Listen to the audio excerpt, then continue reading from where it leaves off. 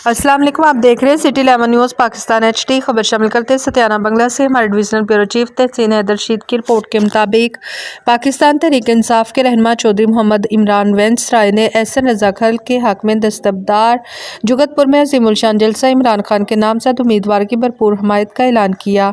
तफसीलात के मुताबिक पाकिस्तान तहरीक इंसाफ के रहनुमा मोहम्मद इमरान वैंस ने जुगतपुर में एक बहुत बड़े इज्तिमा का एहतमाम किया, जिसमें इन्होंने इमरान खान के नामजद करदा उम्मीदवार हल्का NA 99 से मलक उमर फारूक और हल्का PP 106 से राय एहसन रजा खल की भरपूर हमायत का ऐलान किया। इस मौके पर चौधरी इमरान वैंस, मलक उमर फारूक और राय एहसन खल ने इंतखाबी जलसे से खिताब करते हुए कहा कि आप लोगों की इजरायत को सलाम है। तहरीक इंसाफ को ख़त्म करने वाले जल्द अपने अंजाम को पहुँचाएंगे। जैसे जैसे इंतखाबात करीब आ रहे हैं, पार्टी चेयरमैन और उम्मीदवारों का मोराल मज़ीद बुलंद हो रहा है। 8 फरवरी हमारी तारीखी फतह का दिन है।